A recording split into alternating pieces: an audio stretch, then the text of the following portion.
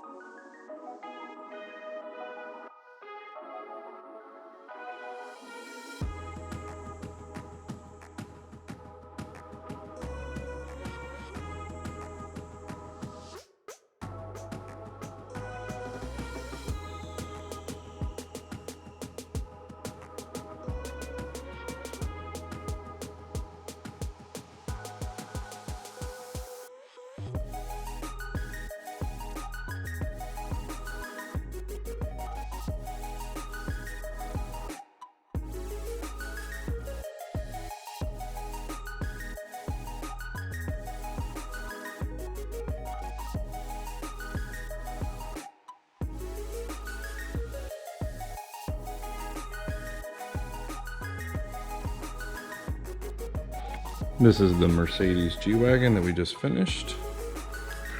We did some custom audio dynamics. AMG A-pillars. Look really nice. Custom built those out of black acrylic. Laser etched as well. Turned out really nice. Did an integration DSP.